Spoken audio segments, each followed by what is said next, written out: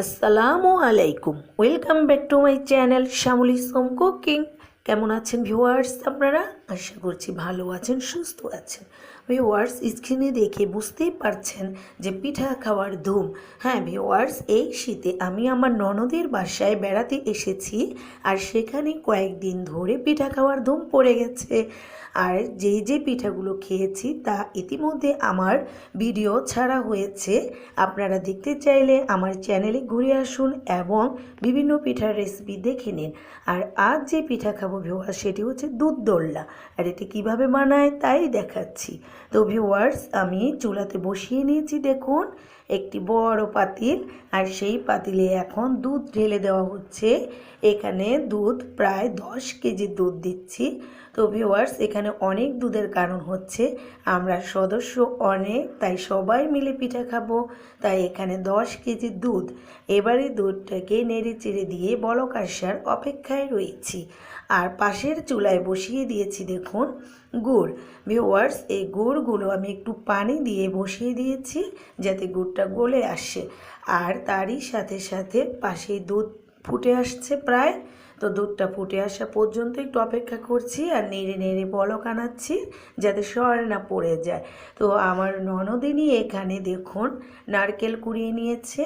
তো নারকেলগুলোকে এখন ব্লেন্ডার করব, তারপর কি করব তা দেখাচ্ছি। তো ভিউয়ার্স, হয়ে গেছে গুড়গুলো জাল করে নেওয়া। এই গুড় জাল করে নেওয়ার কারণ হচ্ছে ভিউয়ার যেন দুধ ফেটে না যায়। দুধ না ফেটে যাওয়ার কারণে গুড়কে জাল করে নিচ্ছি। এই তো ভিউয়ার্স, দুধ ফুটে এসেছে। আর তারই মধ্যে দেখুন এখানে নিয়ে নিয়েছি বড় একটি বলে চালের গুঁড়ি। তো এখানে 3 কেজি চালের গুঁড়া আর নিয়ে নিচ্ছে এখানে ময়দা। তো ভিউয়ার্স, এই বাটি দিয়ে আমি 2 বাটি ময়দা নিয়ে নিচ্ছি।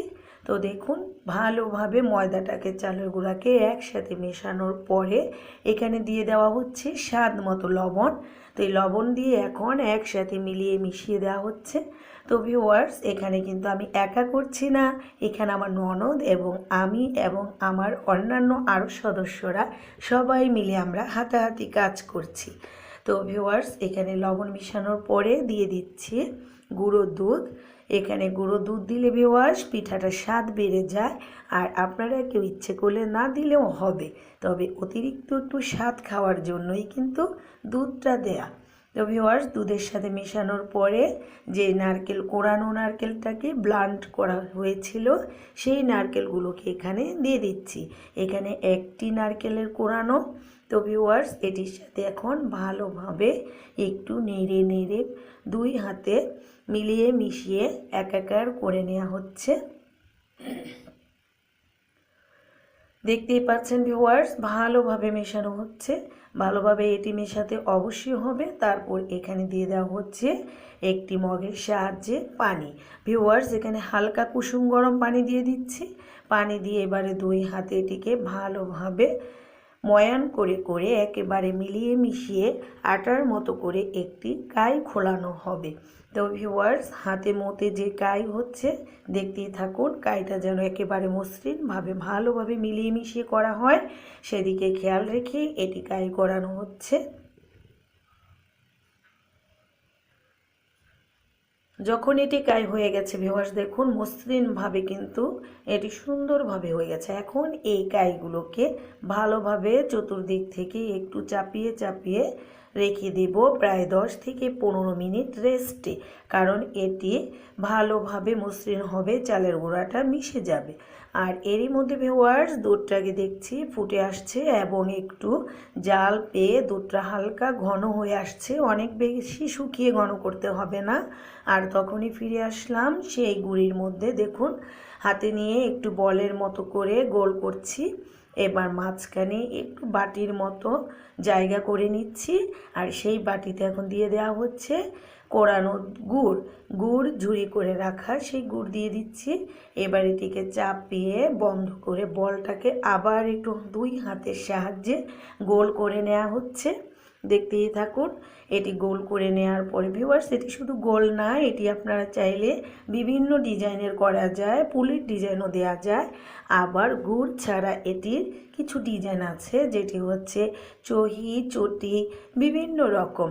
তো ভিউয়ার্স অনেকেই আছে গুড় দেওয়া গোল্লাটা খেতে চায় না, শুধু গুড় ছাড়াটা ভালো লাগে, তাই এভাবে সাথে দেওয়া হয়। তো এভাবে সবগুলো আমরা বানিয়ে নিব এবং শুধু একা বানালে হবে না, যেহেতু সদস্য বেশি তো আমরা সবাই একসাথে কাজ করছি। দেখতেই থাকুন, এখানে পিঠা বানানোর ধুম পড়ে গেছে। দেখুন একজন না কয়েকজন, 3 হাতে এখানে শুরু হয়ে গেছে কাজ। দেখুন কত ধুম পড়ে গেছে পিঠা বানানোর। তো ভিউয়ার সবগুলো পিঠা বানিয়ে নিচ্ছি আগে বিভিন্ন রকমের ডিজাইন করে। তারপরে এই পিঠাগুলো যখন হয়ে যাবে তখনই ভিউয়ার্স দেখে আসি যে আমাদের দুধের কি অবস্থা। তো ভিউয়ার্স দেখুন দুধটা কিন্তু জাল হয়ে অনেকটা কমে এসেছে। আমি আরও একটি বড় পাতিলে দিয়ে দিয়েছি। তারপরে ভিউয়ার জাল করে রাখা যে গুড়, সেই গুড়টাকে এখানে ঢেলে দেওয়া হচ্ছে। এবারে সবগুলো গুড় এখানে দিয়ে দেওয়া হবে স্বাদ মতো, আপনি যে যেমন মিষ্টি খান। আর সাথে সাথে নেড়ে নেওয়া হচ্ছে দুধের সাথে গুড়ের সাথে মিলিয়ে মিশিয়ে। তো ভিউয়ার্স দেখুন অনেকটা হয়ে গেছে কিন্তু। এবার এটি যখন ফুটে আসলো কিছুক্ষণ অপেক্ষা করার পর এখানে এখন দিয়ে দেওয়া হচ্ছে 2টি কোরানো নারকেল কুড়িয়ে রাখা হয়েছে আগের থেকে, সেই নারকেলগুলো এখানে এখন একটু একটু করে দিয়ে দেওয়া হবে। তো ভিউয়ার্স নারকেলও কিন্তু অনেক সময় দুধ ফাটিয়ে নেয়, এগুলো আমাদের নিশ্চিত গাছের ভালো নারকেল, তাই জাল দিয়ে নিইনি। তবে বাজার থেকে আনা নারকেল আপনারা যদি সন্দেহ কাটাতে চান তাহলে কিন্তু নারকেলটাকেও আগে একটু বলক দিয়ে জাল করে নেবেন। আমি কিন্তু এই সিস্টেমটা আমার অন্য পিঠাতে দেখিয়েছি দুধ পুলিতে। তো ভিউয়ার্স এখন এখানে নারকেল দেওয়ার পরে নেড়ে নিচ্ছি। ফুটে আসার পর এখানে দিয়ে দেওয়া হচ্ছে বানিয়ে রাখা পিঠা। তো ভিউয়ার্স পিঠা বানাতে থাকছে সবাই, আর যেগুলো বানানো হচ্ছে তা কিন্তু দিয়ে দিচ্ছি। এই পিঠা একেবারে বানিয়ে শেষ করে দিতে হবে তা কিন্তু নয়, একদিকে পিঠা বানাবে আর একদিকে পিঠা আপনারা দুধে ছেড়ে দিবেন। দেখুন দিয়ে দিচ্ছে পিঠাগুলো সব। এবার পিঠাগুলো নেড়ে নিচ্ছি একজনে, আর দিয়ে দিচ্ছে আমার ননদ। তো পিঠাগুলো দেখুন প্রায় হয়ে এসেছে, দেখুন বলগুলো কত সুন্দর এবং ঘন, দেখেই কিন্তু ভিউয়ার্স খেতে ইচ্ছে করছে। তো ভিউয়ার্স এটি কিছুক্ষণ ফুটে আসার পর প্রায় 20 মিনিট বা 30 মিনিট ভালোভাবে ফুটে আসলে নামিয়ে নেব, তারপর পরিবেশনের পালা। হয়ে গেছে ভিউয়ার্স পিঠাগুলো। এবার আমি একটি ছোট পাত্রে বেড়ে নিয়েছি, দেখুন কত সুন্দর হয়েছে। তারপর এটিকে এখন আমি আরও একটু পাত্রে দিয়ে দেখাচ্ছি। তো ভিউয়ার্স তার আগে বলুন রেসিপিটি আসলে কেমন লাগলো। যদি ভালো লেগে থাকে বা অনেকেরই এই পিঠাটি প্রিয় তবে অবশ্যই লাইক দিতে ভুলবেন না। আর আমার চ্যানেলে আপনি নতুন হয়ে থাকলে এখনই সাবস্ক্রাইব করুন, পাশে থাকা বেল বাটনে ক্লিক করুন। আজ এখানেই শেষ করছি। Bye bye viewers.